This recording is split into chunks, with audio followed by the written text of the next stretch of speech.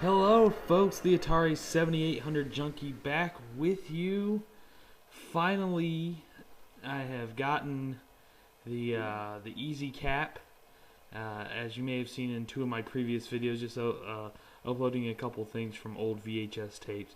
But today marks the return of crappy video game reviews.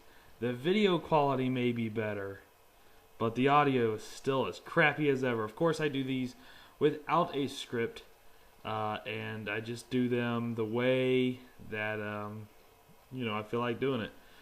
This particular review is going to be on, yes, Major League Baseball 2K12, as you see right there on the screen.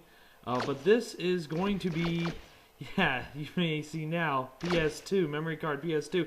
This will be, as far as I know, the internet's only review on the PlayStation 2 version of Major League Baseball 2K12. And you might be screaming at the screen right now, "Oh, Jesse, Atari 7800 Junkie, why would you buy the PS2 version when you have an Xbox 360? Heck, you even have a Wii. If you're gonna throw your money away, throw it away on the DS version." I don't know. Well, this may be the final game to ever be released on the PlayStation 2. As I am recording this, there are no other games scheduled for release in the future for the PlayStation 2. So I wanted to have the final release, even though I knew there would pretty much be no improvements over 2K10, which I already previously have on the PlayStation 2. I go into my season here, which I'm just playing the second game, and I guess I can actually start out with the review here. For anybody who's played any of the Major League Baseball 2K series, this layout is identical to the layout in 2K10 on the PS2, and it's pretty much identical to the layout of Major League Baseball 2K6. So really, nothing's really changed for the last gen console version of 2K12, except for basically updated rosters. The graphics aren't changed. They were forced to at least change the Florida Marlins into the Miami Marlins, although they didn't actually change where they were on the team select screen. They're still where it should be F for Florida, but I didn't really expect 2K Sports or 2K China to do much of anything on this. Yeah. Not really much of any improvements. You know, they obviously are focusing on their PS3 and Xbox 360 versions of this game. I was just glad they even released something for the PS2, to be honest with you.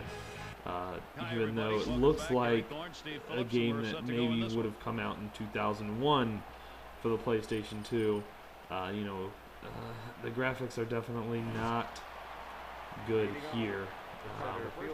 But I am the Cincinnati Reds here. Anyways, yeah, to try to get on with an actual review here, you may hear, once these batters start to hit, Gary Thorne, who is an awesome announcer in real life. He is the announcer for the Baltimore Orioles. I don't know what they did in this version of the game, but what actually happens, what actually transpires on screen does not match up with what Gary Thorne says is happening. Routinely, he'll tell you that you've hit a ground ball up the middle and it'll be a home run, or the ball's going out to deep center field and it was a bunt to the right side. I mean, and not all of that doesn't actually happen in this game, but as far as the bunt, but he missays a lot of things. It's like 2K Sports accidentally put the wrong, sound file for each play, and that really is a shame, because in the previous game he does pretty well. I mean, there are a few missteps in 2K10, but that is just a shame for this version of the game. It really kills it. And to really enjoy this game, you're going to have to turn the commentary off, because it gets so bad that it actually becomes distracting when you play the game. So that's, yeah.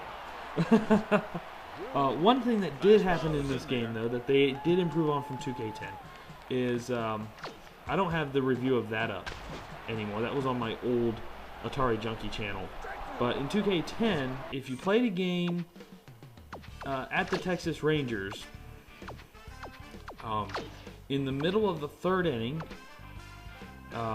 or no, in the middle of the fourth inning, they give you a trivia question that you're supposed to answer. And they do that no matter what park you're in. But it gave the game a fatal glitch in Major League Baseball 2K10. That glitch is gone now, and you actually do the trivia game before the beginning of the fourth inning, before the top of the fourth. So luckily they actually fixed that glitch. So they did do one thing for this game, but otherwise this game looks and plays like, you know, previous 2K games on the PlayStation 2. You know, plays like 2K6. The only different things are going to be updated rosters, and at least the music's going to be the same as the other systems. Now, from what I've seen on, you know, for Xbox 360 and PlayStation 3, those versions of the game, of course, look fantastic. They look great. But for anybody who, for some reason, hasn't upgraded to an Xbox 360 or PlayStation 3, if you're looking to get this game on the PlayStation 2, the DS, the Wii, or even the PSP, and yes, it even came out on the PSP, I would say just hold off on it. Go out and buy a better baseball game on the PlayStation 2, which would actually include 2K6 or High Heat Major League Baseball 2003, or even better, MLB 11 The Show, which I'm actually kind of sad that Sony did not release MLB 12 The Show on the PS2, but MLB 11 The Show is actually a fantastic game. Friend of mine, GetHerDone8969 here on YouTube, has that game, so maybe I'll be able to play that with him, and maybe we'll do a co-op review on MLB 11 The Show here in the future. But I guess if I had to give a score to this game, probably like a 2.5 out of 10. I mean, it's pretty bad. It's definitely not. The presentation's not good. The presentation's stale, so if you've played any of the 2K games before, you know exactly what you're getting. You know, it does not look like its big brothers on the PlayStation 3 or the 360. And I knew the graphics wouldn't, but I would, you know, you would think that 2K would at least take enough care to make the scoreboards look similar to, you know, and the on-screen graphics, the on-screen bugs. You know, not what the players look like, but what, you know, where the score is and whatnot. You would think they'd make it look the same or very similar to their big brother cousins. They don't.